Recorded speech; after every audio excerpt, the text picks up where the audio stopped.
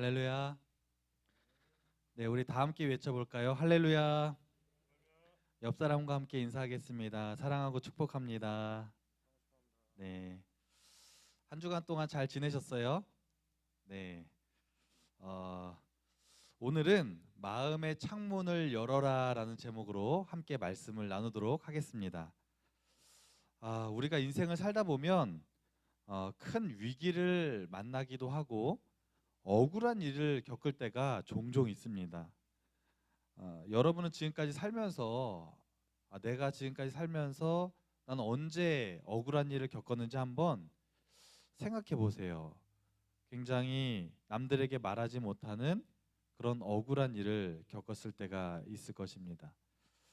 음, 저는 작년에 이제 살이 너무 많이 쪄가지고 다이어트를 좀 한 적이 있어요. 그래서 열심히 다이어트를 식단 조절을 하고 운동을 해서 한 10kg 정도를 뺐는데 빼고 나서 이제 성도님들의 반응을 제가 이제 기대했는데 성도님들이 저를 보면서 어떤 말을 해주길 원했냐면 목사님 살 빠지시니까 더 멋있어지셨네요. 이렇게 좀 그런 말들을 기대했는데 어떻게 얘기하시냐면 목사님 요즘 많이 힘드신가 봐요. 얼굴이 헬스케지셨어요.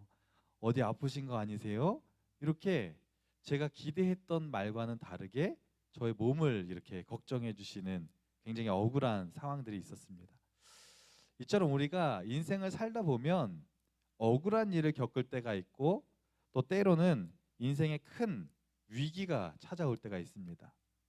오늘 본문에 나오는 다니엘도 인생의 큰 위기를 만나고 억울한 일을 만나는 이야기를 우리가 볼 수 있습니다.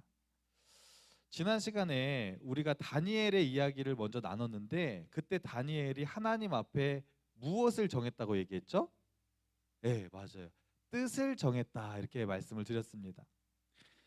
다니엘이 나는 결코 왕에게 바쳐진 음식을 먹지 않겠습니다라고 뜻을 정하고 선포하고 그렇게 나아갔더니 하나님이 다니엘에게 지혜를 주시고 뛰어난 능력을 주셨는데 그래서 결국 다니엘이요 그 거대한 제국 바벨론이라는 나라의 총리가 되어서 나라를 아주 잘 다스리게 됩니다. 그게 이제 다니엘서 1장에 나오는 내용이었고 오늘은 다니엘서 6장의 내용으로 넘어오는데 여러분 1장에서 소년이었던 다니엘의 나이가 대략 한 15세에서 17세 정도 되었습니다. 15세면 몇 학년이에요? 중학교 2학년이죠. 중학교 2학년이신 분 있나요? 예, 저기 있습니다. 그래요.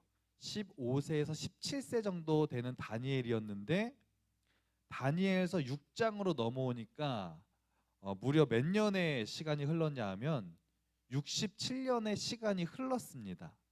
다니엘서 1장에서 6장까지 올 때 67년의 시간이 이제 흐른 상태에서 다니엘의 이야기가 이제 시작되는 거예요. 그러니까 15살 더하기 67하면 몇 살이에요?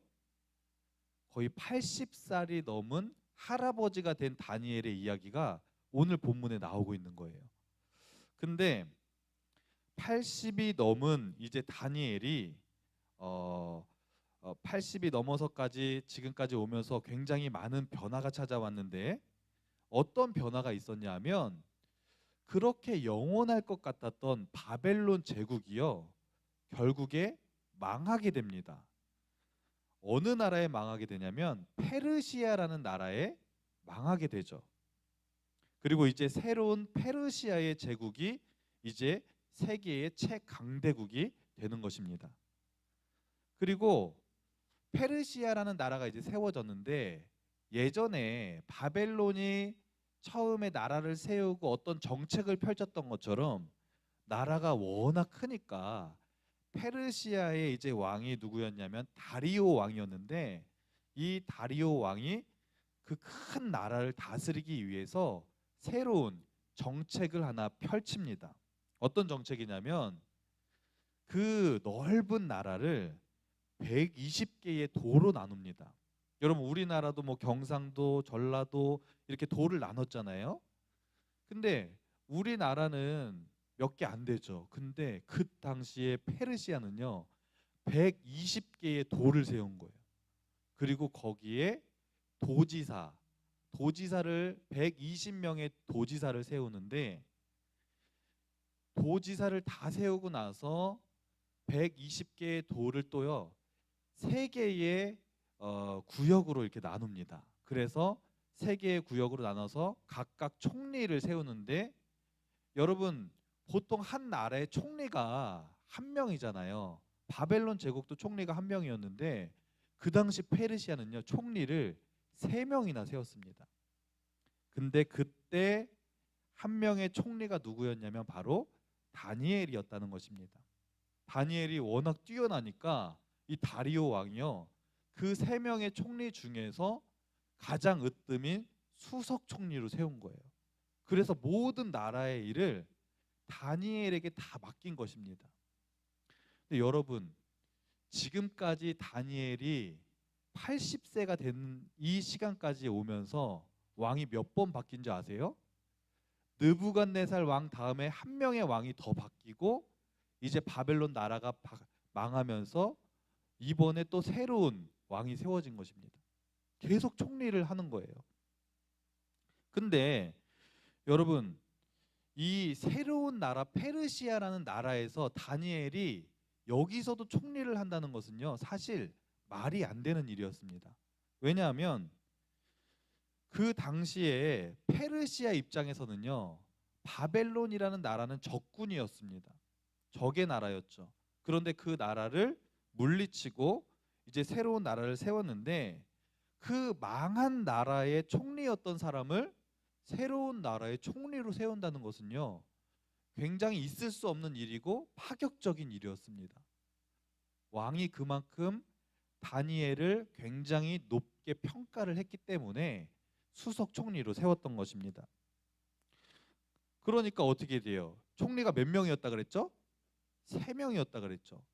3명 중에서 수석 총리를 적군이었던 나라 바벨론의 총리였던 다니엘을 세우니까 나머지 2총리가요 배가 아픈 거예요. 그리고 120명의 장관들이 다니엘을 질투하고 미워하기 시작합니다. 그래서 어떻게 하냐? 다니엘을 끌어내리려고 음모를 이제 꾸미게 됩니다. 그래서 다니엘이 어떤 약점을 가지고 있는지 계속해서 찾고 또 찾게 되는데, 결국엔 어떻게 되었냐? 그 말씀이 6장 4절에 기록되어 있는데 우리 6장 4절 말씀 다 같이 한번 읽어볼까요? 시작. 이에 총리들과 고관들이 국사에 대하여 다니엘을 고발할 근거를 찾고자 하였으나 아무 근거, 아무 허물도 찾지 못하였으니 이는 그가 충성되어 아무 그릇됨도 없고 아무 허물도 없음이었더라. 뭐라 그래요? 다니엘에게 흠을 찾고자 했는데 단 한 가지의 흠도 찾지 못했다는 것입니다. 그래서 그들이 결국에는 어떤 방법을 쓰냐면, 다니엘을 가만히 보니까 다니엘이 하루에 3번씩 자기 집 창문을 열고 하나님 앞에 기도를 하는 거예요. 아, 저거다. 다니엘의 신앙을 빌미로 이제 다니엘을 끌어내리려고 하는 음모를 꾸미게 됩니다. 그래서 그들이요 왕을 찾아가서 이렇게 얘기합니다. 왕이시여, 지금부터 30일 동안 왕 외에 다른 신에게 경배를 하거나 다른 신에게 기도하는 사람은 저 사자굴 속에 넣는 그런 법을 만들려고 합니다. 허락해 주십시오. 왕만을 섬길 수 있도록 해야 됩니다. 라고 이렇게 간청을 드립니다. 그랬더니 다리오 왕 입장에서는요 나쁘지 않은 거예요. 왜냐하면 왕 입장에서 자신을 신처럼 이렇게 떠받치는 이러한 법이 좋은 겁니다. 그래서 그래 그렇게 해라 그러면서 그 조서에 도장을 딱 찍어주게 됩니다. 여러분 근데 여기서 중요한 사실은요 이 다리오 왕이요 다니엘을 굉장히 신뢰하고 다니엘을 좋아했습니다. 그런데 지금 신하들이 왕만을 섬기게 하고 다른 신에게 절을 하면, 기도하면 사자굴 속에 집어넣게 해주십시오라는 이 법안이 다니엘을 향하고 있다는 사실을 이 다리오 왕은 모르고 있었어요. 그리고 결국 이 소식을 다니엘이 듣게 됩니다. 자, 다니엘은요 이제 절체절명의 이 위기에서 선택해야 됐습니다. 어떤 선택을 해야 되나요? 내가 전에 하던 대로 창문을 열고 하나님 앞에 기도할 것인가, 아니면 내가 그렇게 하면 저들이 나를 고발하게 될 것이고 내가 법을 어기기 때문에 30일 동안만 내가 기도를 멈출 것인가. 여러분 같으면 어떻게 하겠어요? 만약에 기도를 하면 여러분 죽습니다. 사자굴 속에 던져져서 굶주린 사자들이 달려들어서 그냥 여러분 그 자리에서 목숨을 잃을 수 있는 거예요. 쉽지 않은 결정이죠. 그런데 여기에는 아주 함정이 있었습니다. 뭐냐면 다니엘이 어떤 선택을 하든지 다니엘은 아주 큰 타격을 입는 거예요. 왜냐하면 만약에 예전처럼 다니엘이 하나님 앞에 창문을 열고 기도를 하면 다니엘은 사자굴 속에 들어갈 수밖에 없는 것입니다. 반대로 지금 아주 이게 나의 생명을 노리는 법이니까 내가 창문을 열지 않고 그냥 조용히 집에서 기도를 해야겠다라고 해서 전에 하던 대로 그렇게 기도를 하지 않았어요. 그러면 분명히 이 다니엘의 원수들이 다니엘의 지금까지의 믿음은 가짜라고 그렇게 그의 믿음을 가짜 믿음으로 소문내서 그를 깎아내릴 것입니다. 어떤 선택을 하든지 굉장히 큰 타격을 입게 되는 것이죠. 제가 신학대학을 마치고 나서 신학대학 2학년을 마치고 나서 이제 군대를 갔는데 신학생이잖아요. 군대를 갔는데 이제 분대원들끼리 외박을 나가는 시간이 있었습니다. 그래서 그 당시에 분대원이 한 10명 정도 됐어요. 10명에서 이렇게 외박을 나가니까 분대원들이니까 늘 같이 군 생활하는 내무반 사람들이거든요. 얼마나 친해요.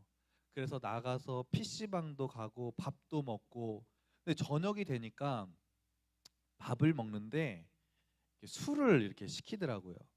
그래서 이렇게 술을 이제 먹게 되는데 저만 빼고 다 술을 먹는 거예요.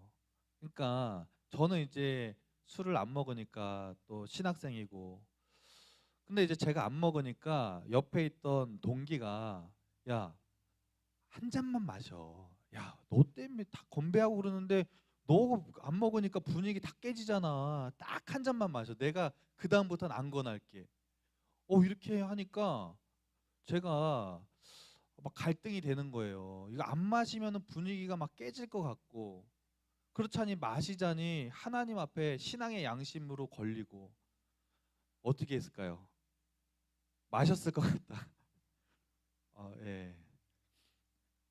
계속 권유를 하는데 딱 한 잔만 마시라고 하는데 제가 그 유혹에 넘어가지 않았습니다.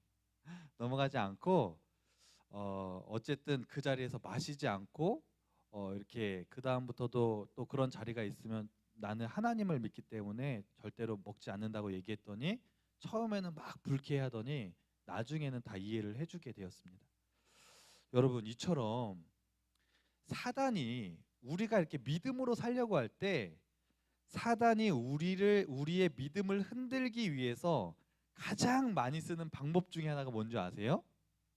그것은 우리의 마음속에 적당히 타협하는 마음을 넣어주는 것입니다.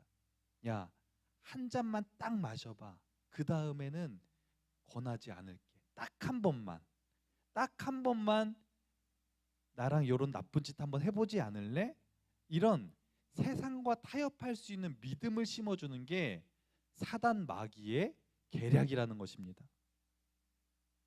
여러분, 밥 먹을 때 식사기도 하는 사람 한번 손들어 보실래요? 나는 밥 먹을 때 식사기도 합니다. 예. 대부분 다 하시네요. 식사기도 하시죠. 근데 여러분 만약에 학교 생활 하다가 이제 친구들하고 같이 밥을 먹으려고 하는데 주변의 친구들이 다 교회를 다니지 않는 친구들이에요. 그럼 여러분 거기에서 나만 혼자 눈 감고 이렇게 식사기도 하는 거 뻘쭘해요, 안 뻘쭘해요? 되게 민망하죠. 그래서 솔직히 기도 그냥 안 하고 속으로만 하나님 잘 먹겠습니다. 감사합니다. 이러고 먹었던 친구들도 제가 보니까 많이 있을 것 같아요. 이런 마음조차도요. 타협하는 마음. 세상과 한 번만 하나님 그냥 친구들도 좀 있는데 또 이렇게 또 기도하면 좀 그렇지 않습니까? 한번 넘어갈게요 이러면서 타협하는 마음이 생기는 거예요. 또는 지금 코로나 시기인데 교회 갈 수 있는데 마음속에 어떤 마음이 드냐면 그냥 교회 가지 말고 오늘 비도 오는데 그냥 온라인으로 예배 드리지 뭐, 이런 마음들.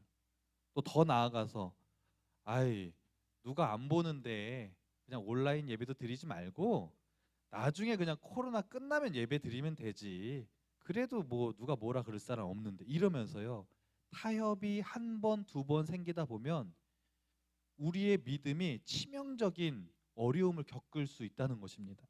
또는 어떤 학생이 이런 학생이 있어요. 전에 있던 교회에서도 고3이 되면서 또는 고등학교가 되면서 교회를 갑자기 안 나오는 친구들이 있어요. 근데 왜 안 나오냐 그러니까 이제 고등학교도 됐고 이제 고3이니까 지금은 이제 교회 나가는 거 잠깐 멈추고 열심히 공부에 좀 집중하겠습니다. 그리고 좋은 대학 가서 나중에 이제 그때 교회 가면 되지 않습니까? 라면서 그런 부분을 이렇게 타협을 하는 거예요. 그런데 그런 친구들 가만히 보면 어떤 줄 아세요? 그때 공부 열심히 해서 좋은 대학을 가긴 가는데 결국엔 가면 어떻게 돼요? 교회를 아예 영영 떠나는 경우도 많이 봤습니다. 여러분, 이렇게 중요한 것은 사단 마귀가 우리의 마음속에 세상과 타협하라는 그런 마음을 넣어주는데 우리가 거기에서 한두 번 타협하기 시작하다 보면 결국엔 그것이 쌓여서 우리의 신앙이 무너질 수 있다는 사실을 기억하시고, 여러분 이런 어려운 시기일수록 더욱더 우리의 믿음을 굳건히 지키기 위해서 끊임없이 노력하고 기도해야 된다는 사실을 믿으시기 바랍니다. 이 사실을 믿으시는 분은 아멘. 여러분, 다니엘도요 적당히 타협할 수 있었어요. 그 다른 신에게 기도하지 말라는 명령이 딱 떨어졌을 때 다니엘은요 직감적으로 내가 기도하면 그 전에처럼 창문을 열고 예루살렘 성을 향해서 기도하면 나 분명히 사자굴 속에 던짐을 당할 것이다 라는 것을 알고 있었어요. 그래서 다니엘은 타협할 수 있었어요. 하나님, 지금 제가 67년 동안을 창문을 열고 하나님 앞에 기도했지 않습니까? 근데 지금 이런 억울한 상황이 벌어졌습니다. 이것은 나를 공격하려고 하는 것입니다. 그러니까 기도는 할게요. 대신 창문 닫고 기도할게요. 누가 보지 않는 방에서 창문 닫고 그냥 원래처럼 3번씩 기도하면 되지 않습니까? 그래도 더 열심히 기도하겠습니다. 그렇게 기도한다고 뭐라 그럴 사람 없을 거예요. 그런데 다니엘은요 그런 타협할 수 있는 상황이었음에도 불구하고 다니엘이 어떤 결정을 내리나요? 오늘 본문 6장 10절 우리 다시 한번 큰 소리로 다시 한번 읽어볼까요? 시작. 다니엘이 이 조서에 어인이 찍힌 것을 알고도 자기 집에 돌아가서는 그 방에 예루살렘을 향하여 열린 창에서 전에 행하던 대로 하루 3번씩 무릎을 꿇고 기도하며 그 하나님께 감사하였더라. 아멘. 어떻게 했다고요? 전에 하던 대로 똑같이 창문을 열고 예루살렘 성전을 향해서 무릎을 꿇고 기도했다고 그렇게 성경에 기록되고 있습니다. 아주 절체절명의 위기예요. 지금 다니엘에게는요. 그런 위기 상황에서 다니엘은요 타협하지 않고 정면 돌파를 시도합니다. 늘 기도하던 습관대로 3번씩 기도했다는 것이죠. 여러분 10절 말씀에 창문을 열어서 예루살렘을 성전을 향했다라고 말하고 있습니다. 이건 무엇을 말하냐면 창문을 열었다는 것은 하나님을 향해 자기의 마음을 활짝 열었다는 것입니다. 그리고 예루살렘 성전을 향했다는 것은 오직 나의 모든 시선과 모든 것들을 하나님께만 향해 집중하겠습니다라고 하는 믿음의 표현인 것입니다. 그리고 무릎을 꿇고 기도했다는 것은요, 하나님 앞에 겸손하게, 그러면서 간절하게 하나님 앞에 기도했다는 뜻입니다. 여러분, 이 다니엘의 기도의 모습 속에 우리는 인생의 위기 앞에서 아주 중요한 원리를 발견하게 됩니다. 그것은 무엇이냐면 우리의 인생에 아무리 큰 어려움이 다가온다고 할지라도요, 절대로 두려워하고 낙심하지 말고 마음의 문을 활짝 열고 하나님을 바라보며 간절히 기도할 때 하나님의 놀라운 역사가 이루어지게 될 줄로 믿습니다. 아멘. 여러분, 다니엘이요, 그 인생의 최대의 위기의 순간에 여전히 늘 그랬던 것처럼 하나님을 바라보고 간절히 기도했더니 어떤 일이 일어났는 줄 아세요? 놀라운 일이 벌어집니다. 창문을 열고 하나님 앞에 기도했잖아요. 그랬더니요, 사자굴 속에 들어가게 됐어요. 이상하죠? 우리가 보통 하나님 앞에 기도하면 우리의 인생에 문제가 있고 위기가 있고 어려움이 있어서 하나님 앞에 간절히 기도하면 우리가 아는 상식적인 하나님은 그 위기를 해결해 주시거나 더 선한 길로 인도해 주셔야 되는 게 우리의 상식으로는 이해가 되고, 그렇게 돼야지 내가 아는 하나님의 방법일 거라고 생각을 해요. 그런데 다니엘이 열심히 기도했는데 하나님은요, 다니엘이 사자굴에 갇히는 것을, 사자굴에 던져지는 것을 막지 않으셨어요. 여러분 이해가 가세요? 그런데 하나님은요, 다니엘서 3장에 보면 이와 비슷한 우리의 상식적으로 납득이 가지 않는 일들이 다니엘서 3장에 한 번 더 나옵니다. 뭐냐면 여러분, 바벨론 시절에 느부갓네살 왕이요, 금신상을 딱 만들어 놓고 모든 사람들에게 여기에 절하라고 이렇게 얘기를 합니다. 그때 다니엘의 세 친구 사드락과 메삭과 아벳느고가 어떻게 하죠? 자기의 믿음을 지키기 위해서 금신상에 끝까지 절하지 않습니다. 느부갓네살 왕이 절하지 않으니까 불렀어요. 야, 지금이라도 너 절하면 저 뜨거운 풀무불에 집어넣지 않겠다. 기회를 한 번 더 줬어요. 그런데도 다니엘의 세 친구들이 저는 절대로 거기에 절할 수 없습니다 라고 단호하게 믿음을 선포하고 믿음을 지켰습니다. 여러분, 그러면 어떻게 돼야 돼요? 하나님이 그들의 믿음을 보시고 풀무불에 들어가지 않도록 막아주셔야 되잖아요. 그런데 믿음을 지켰는데 풀무불에 던져지는 것을 하나님이 막지 않으셨어요. 이해가 가세요? 왜 그러셨을까요? 하나님은 왜 믿음을 지키고 믿음으로 기도하면 사자굴에도 풀무불에도 들어가지 않게 막아주셔야 하는데 그것을 허락하신 것일까요? 여기에 아주 중요한 영적인 원리가 있습니다. 그것은 하나님은 놀라운 기적의 역사들을 경험하게 하기 위해서 때로는 고난의 자리를 허락하신다는 거예요. 다니엘이 여러분 결국에 사자굴에 던져졌지만 어떻게 돼요? 하나님이요, 천사를 보내주셔서 사자의 입을 막아버리세요. 그리고 굶주린 사자들 무리 속에 다니엘은 목숨을 건지게 됩니다. 놀라운 하나님의 기적의 역사를 경험한 거예요. 그리고 다니엘의 세 친구들이 결국에는 믿음을 지켰지만 풀무불에 던져졌어요. 그런데 놀라운 하나님의 역사가 일어나는데 하나님이 천사를 또 보내주셔서 그 새 친구의 머리털이 하나도 상하지 않고 타지 않도록 지켜주시는 놀라운 기적의 역사를 경험하게 하신 것입니다. 여러분, 이처럼 우리의 인생에 다가오는 위기와 고난은요, 하나님의 역사를 경험할 수 있는 가장 좋은 기회임을 기억하시기 바랍니다. 우리 따라할까요? 인생에 다가오는 위기와 고난은 하나님의 역사를 경험할 수 있는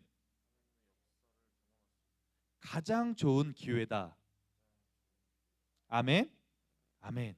여러분, 여러분의 삶 가운데 어떤 위기가 왔다고, 어떤 어려움이 왔다고 절대로 낙심하지 마시고, 나에게 어려움이 오고 위기가 오면요, 이때가 바로 하나님의 역사를 경험할 수 있는 기회의 때이구나. 그리고 다니엘처럼요, 마음을 열고 하나님을 향해 기도해 보세요. 그러면 다니엘이 사자굴 속에 갇혔을 때 거기서 살아남는 기적을 경험했던 것처럼 여러분의 삶 가운데 놀라운 하나님의 기적의 역사를 경험하게 될 줄로 믿습니다. 여러분, 오늘은 종려주일이죠. 그리고 이제 내일부터 고난 주간이 이제 시작이 됩니다. 예수님도 십자가의 고난을 당하셨는데 결국 예수님의 십자가의 고난은요, 우리가 구원받을 수 있는 최고의 기회가 되었음을 여러분 믿으시기 바랍니다. 그래서 한 주간 동안 여러분 이제 예수님의 십자가의 고난을 묵상하면서 여러분의 삶 가운데 어떤 어려움과 고난이 있다고 할지라도 여러분 그 고난을 묵상하고, 그럴 때일수록 더욱더 하나님께 마음의 창문을 열고 간절히 기도함으로 우리 다음 주에 만날 때는 다 믿음으로 승리해서 하나님께 영광 돌리며 만나게 되기를 간절히 소망합니다. 기도하시겠습니다. 하나님, 우리가 인생을 살다 보면 우리의 삶 가운데 위기가 찾아오기도 하고 어려움이 찾아올 때가 있습니다. 그럴 때일수록 우리가 낙심하고 좌절하는 것이 아니라 하나님의 역사를 기대하게 하시고 하나님이 나의 삶 가운데 어떻게 일하실지 기대하며 모든 시선을 하나님께만 일치시키며 하나님만을 바라볼 수 있는 우리 믿음의 백성들 다 될 수 있도록 인도하여 주시옵소서. 이 모든 말씀 예수님의 이름으로 기도합니다. 아멘.